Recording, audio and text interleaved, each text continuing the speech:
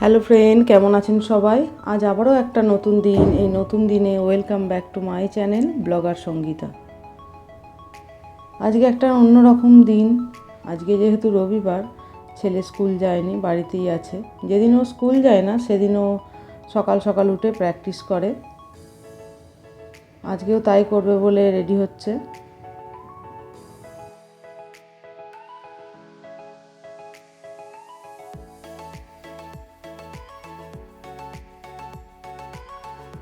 আর আমার সাথে কথা বলছিল। ও যেহেতু প্রচুর বক বক করে বকে, কথা বলে বেশি।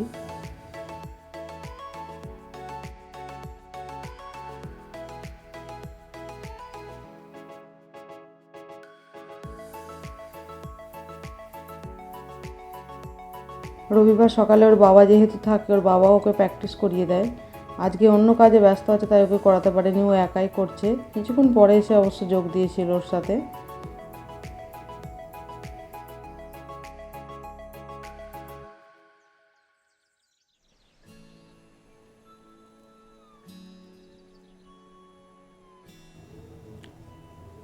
তারপরে আমি স্নান টান করে চলে এসেছিলাম ওপরে ছাদে।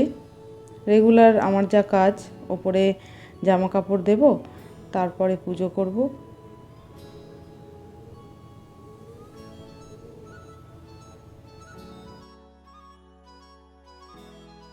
আজ আমার সাথে সাথে আর একজন এসে হাজির হয়েছে ছাদে। ইদানিং ও রোজই উঠে পড়ছে আর আমার সাথে ওপরে চলে আসছে। ঠাকুর ঘরের গেটটা যেহেতু খুলতে পারছে না, তাই আমাকে বলছে খুলে দিতে, ও পুজো করতে আসবে বলে।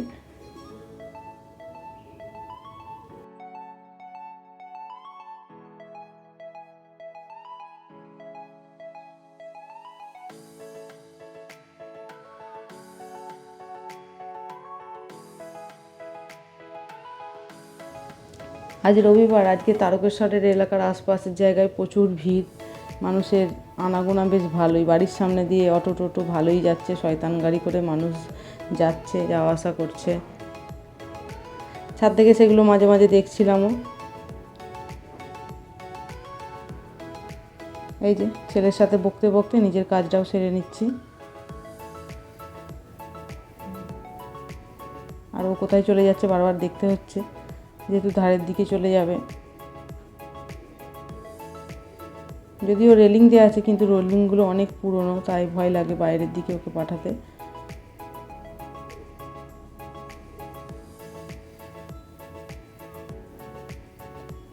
এই যে ঠাকুর ঘরে একটু ঢুকে পড়েছে। আমি যেহেতু ঠাকুর ঘরটা পরিষ্কার করিনি এখনো, ওকে পরিষ্কার করে আজকে নিচে রেখে এসেছি। বড্ড ডিস্টার্ব করে, পুজো করতে দেয় না একদম। এত কথা বলতে হয় ও থাকলে, যাতে করে আমার দেরি হয়ে যায় বলে আমি ওকে এই যে উপরে জামা কাপড় মেলে ঠাকুর ঘর পরিষ্কার করে ওকে নিচে শাশুড়ি মায়ের কাছে দিয়ে এসেছিলাম। দিয়ে আমি নিজে নিজে একাই পুজো করে নিয়েছি, কেননা ওকে আনলে বড্ড ফুল ঘাঁটে, এটা ওটায় হাত দেয়, আর হাজারো প্রশ্ন। ওর প্রশ্নের উত্তর দিতে দিতেই তো আমি ক্লান্ত হয়ে যাই। এত এত রোজ যে ফুল দেখায়, এগুলো কিন্তু আমি তুলি না, আমার বড় ননদ তোলে, সে আমাকে দিয়ে যায়। প্রতিদিন অনেক ফুল তোলে, বাবার মন্দিরে দেয়। ভোর থেকে উঠে ওর একটা নেশা, এটা ফুল তোলা।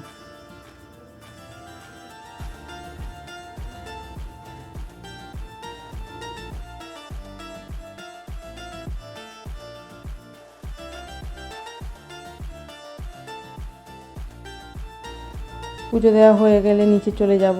আর রোজ বেশি বেশি ফুল দিয়ে পুজো করতে খুবই ভালো লাগে। যেদিন ফুল থাকে না সেদিন খালি খালি লাগে।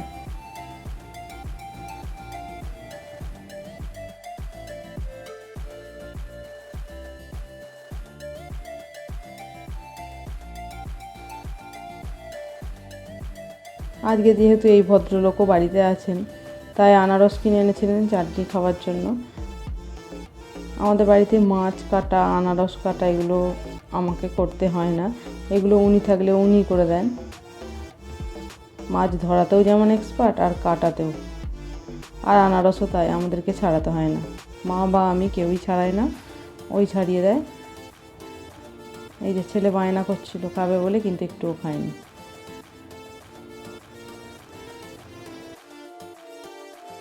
কোনো জিনিস দেখলে ওর খাওয়ার আগ্রহ খুবই, কিন্তু বাটিতে নেয়, যেটা ইচ্ছা করে সেটা খায়। আর এটা তো খাইনি, একদম নষ্ট করে ফেলে দিয়েছে।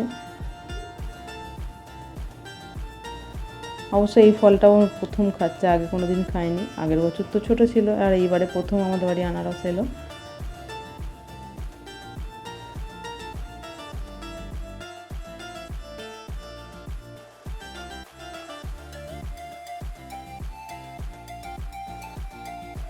বড় ছেলেও আজ, যেহেতু বড় ছেলেও বাড়িতে আছে, তাই ও গেছে ছাদে।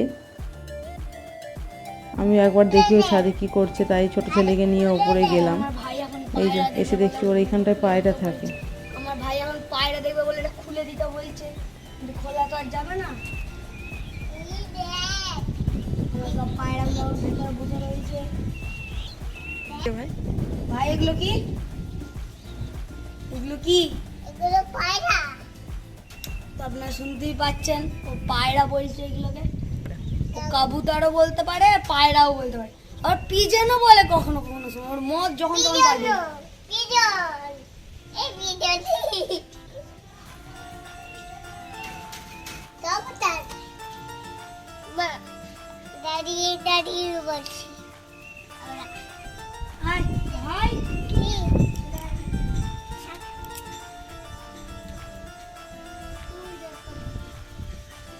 আমাদের পায়রাগুলোকে দেখতে এখানে অনেক জঙ্গলি পায়রা বেশি হয়। সব আমার দাদাদের ছাদে বসে রয়েছে, ওই উড়ে গেল। ওই দেখ পায়রা, পায়রা তোমরা দেখতে পাচ্ছ, ওই দেখুন ওখানে সব পায়রাগুলো আছে। সব জঙ্গলি পায়রা। তো এটা আমাদের ছাদ, আমাদের ছাদের ঘাটের আর মাঠের ভিউ খুব ভালো দেখা যায়। এটা হলো আমাদের ঘাট, আর এটা আমাদের পুকুর, আর এটা হলো আমার দাদুদের মাঠ। ওখানে এখন ধানের চারা তোলা। এখানে প্রচুর টাইপের মাছ আছে, প্রচুর রকমের মাছ আছে। আমি কিছু কটা মাছের নাম বলছি, যেমন পাঙস, রূপচাঁদ, রুই, মৃগেল, কাতলা, আমেরিকান, শিঙি, কই, black cup, glass cup, silver cup, আরও অনেক টাইপের মাছ আছে এই পুকুর। ধরলে খুব বাবা বকে, তাই পাঙস মাছ ধরি না আমরা। পাঙস মাছ যদি ছিপে পাই, 20 পিস পাইলেই 20 পিসই ছেড়ে দিতে হয়। বাবারা তো খুব বকে, আর আমরা কেউ পাঙস মাছ খাইও না। 14 বার শুধু পাঙস মাছই পড়ে, এই ছেড়ে দিয়ে আমরা যদি রূপচাঁদ, রুই, মৃগেল এসব পড়ে তখন ধরে খাই। তাই বর্ষাকালের সময় ধান রোয়া হচ্ছে এইদিকে। ইসেনগুলো কেমন সুন্দর রুইছে, দেখুন ভিউটা।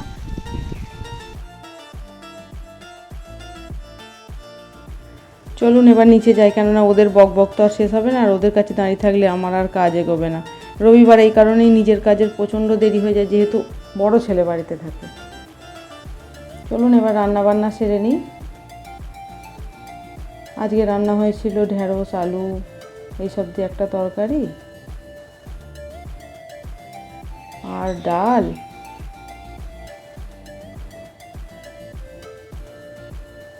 ডাল ঝাল ছাড়াই করতে হয়, যেহেতু একেবারেই করি, ছোটো ছেলে খায়, তাই ডালে লঙ্কা খুব একটা দিই না। আর আজকে হয়েছিল সানডে স্পেশাল ইলিশ।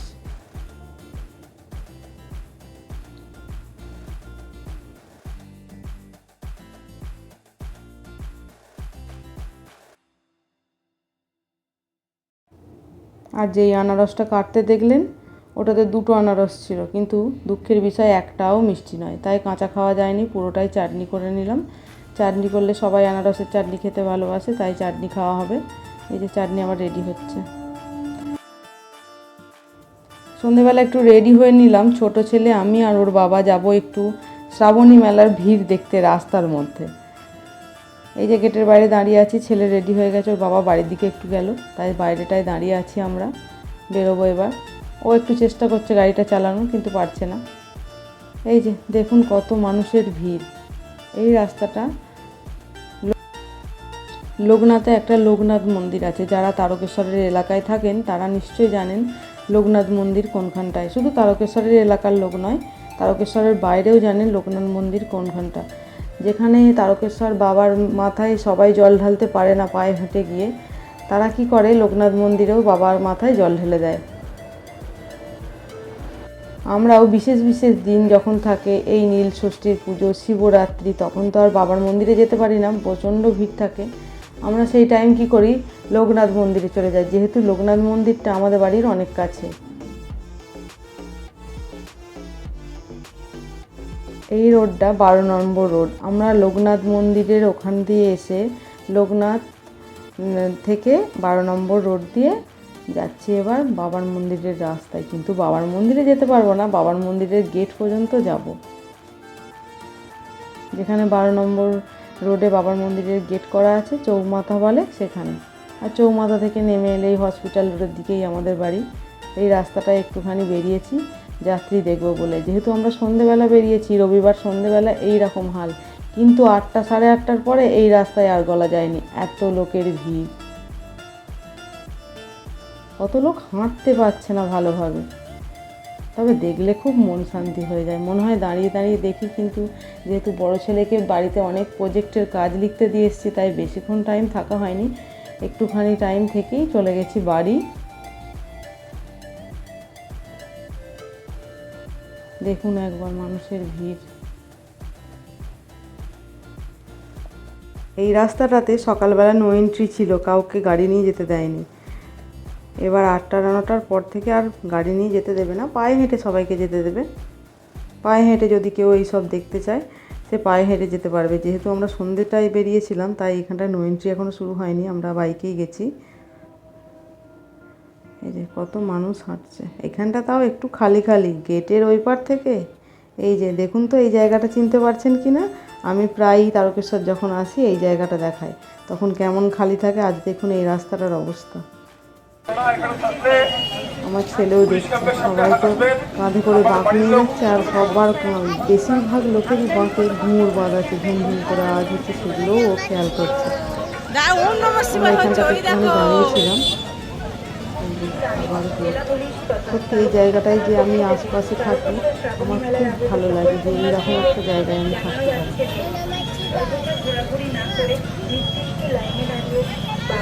কত লোকের ভিড়, পুলিশ, বাইরে থেকে পুলিশ এসেছে গাদা গাদা। কত লোক জল দান করে, খাবার দান করে এইসব মানুষের জন্য। এই যে আমিও একটু নিজের ছবি তুলে নিলাম জলযাত্রীদের সাথে। দেখুন অনেক মানুষ দেখতেও এসেছেন, শুধু যে জলযাত্রীর ভিড় তা নয়, অনেক মানুষেরও ভিড়। এই যে আমরা বেরিয়ে যাব বলে ও গাড়িতে উঠে পড়ছে, আমরাও চলে যাব এবার।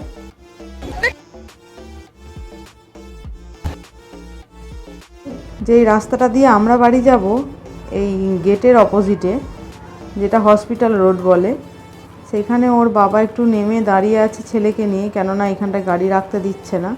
আর আমি একটু হেঁটে এই ভিতর দিকটা যাওয়ার চেষ্টা করছি, নিজেও ভিড় দেখবো আর আপনাদেরও দেখাবো। এই জিনিস দেখতে কিন্তু বেশ লাগছে। এই যে রাস্তার চারিপাশে এত দোকান, এগুলো কিন্তু সারা বছর থাকে না। এই সময় যে যার বাড়ির সামনে, তারপরে দোকানের সামনে সব এই ধরনের জিনিসপত্র নিয়ে থাকে। দেখুন কত লোক রেস্ট নিচ্ছে বসে, অনেকক্ষণ হেঁটে এসেছে তো আর হাঁটতে পারছে না। এই যে এই দোকানগুলো সারা বছর থাকে না।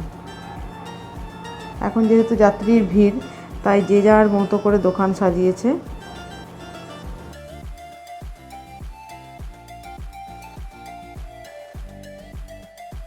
রাস্তার সাইডে বহু মানুষ ক্লান্ত হয়ে বসে পড়েছে। এই যে এই দোকানগুলো, নানান রকম জিনিস আছে, যেখানে যাত্রীরা নিজেদের প্রয়োজনের জিনিস এখান থেকে নিতে পারে, সেই জন্য এগুলো দোকানগুলো দেয়। এই দিকে যাদের বাড়ি থাকে বা দোকান থাকে, প্রত্যেকেরই বাইরে একটু করে চালা নামিয়ে দোকান থাকে। এই রাস্তাটা দিয়ে আর গাড়ি নিয়ে যেতে দেয় না, সবাই পায়ে হেঁটেই যায়।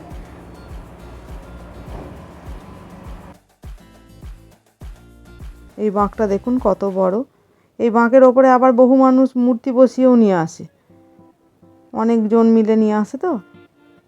কত লোক, দেখতে বেশ ভালোই লাগছে। দেখতে দেখতে বাড়ি ফেরার টাইম হয়ে গেল, চলুন এবার বাড়ি ফেরা যাক। এই পূর্ণ ধাম থেকে আমি সবার জন্য প্রার্থনা করি, বাবা যেন সবাইকে ভালো রাখেন, আর আপনারাও আমাদের জন্য প্রার্থনা করবেন। আজকের মতো ভিডিওটা এখানেই শেষ করছি। সবাই ভালো থাকবেন, সুস্থ থাকবেন, আর অবশ্যই আমাদের জন্য প্রার্থনা করবেন। আর ভিডিওটা যদি আপনাদের ভালো লেগে থাকে তবে একটা লাইক করে দেবেন। ধন্যবাদ।